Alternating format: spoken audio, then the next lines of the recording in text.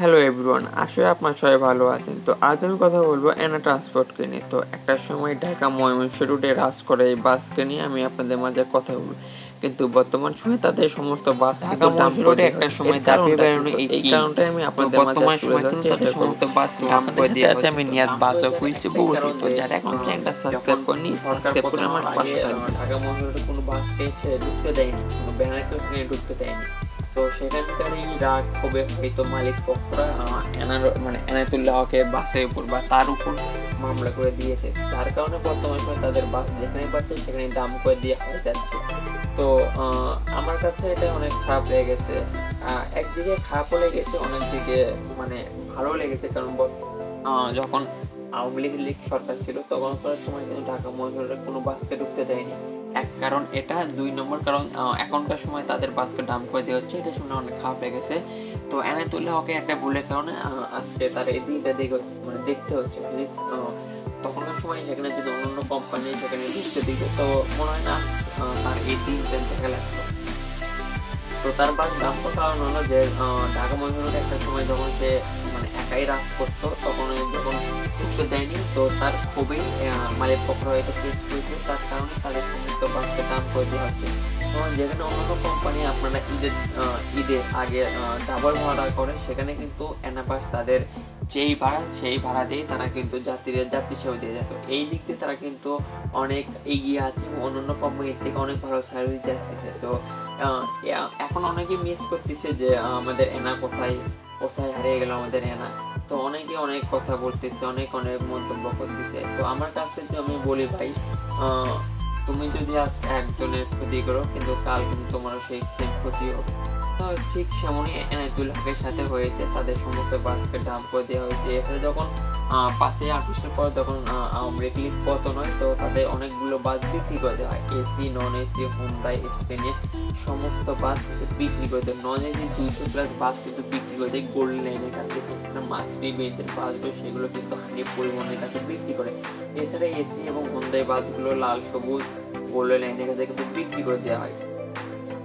তো তারপর তাদের কিন্তু সার্ভিসটি বন্ধ করে দেওয়া হয়েছিল ঢাকা মহানগর রোডে। তারপর তারা উত্তরবঙ্গে এবং দক্ষিণবঙ্গের ঢাকা সিটি রোডে কিন্তু তাদের বাস সার্ভিস চলাচল ছিল। তো বেশ কিছুদিন আগে মীর সাব্বির ভাইয়ের বাসটা দেখি দাম করে দিল। তো মীর সাব্বির ভাই অনেকে চেনেন এবং অনেকে চেনেন না। তো মীর সাব্বির ভাই হলো ঢাকার রংপুর টু মহাখালী রোডে সে কিন্তু একটা ওয়ানডে মডেলে এসি বাস দিয়ে কিন্তু সে বাস চালাতে, সে একজন দক্ষ ড্রাইভার।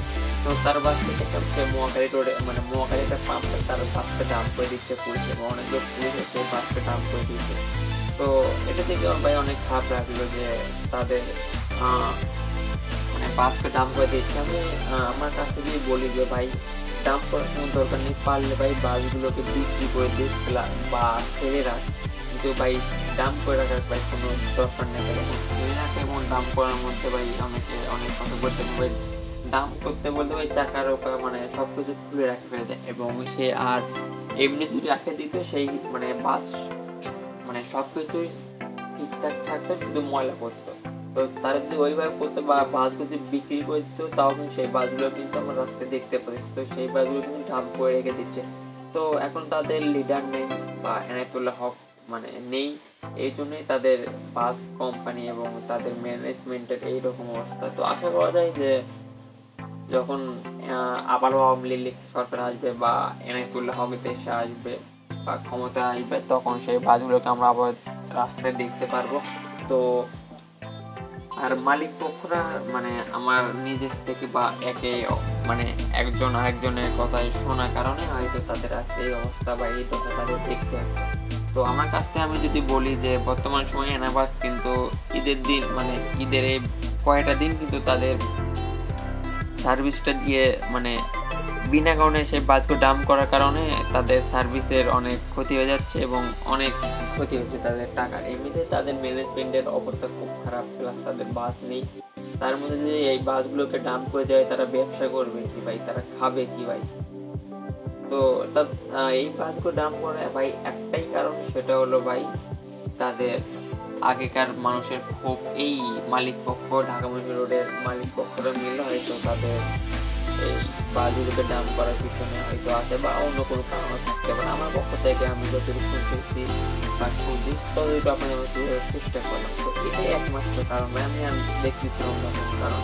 তো ভাই আমি একটা কথাই বলবো ভাই, আজকে তুমি যার জন্য কষ্ট কাজ সেই কষ্ট আমার নিজেরই করছি। তো ভাই আমি আজ বেশি কথা বলবো না, পরবর্তী আপনার নতুন ভিডিও দেখা, ততক্ষণ ভালো সুস্থ থাকবেন। আল্লাহ হাফেজ।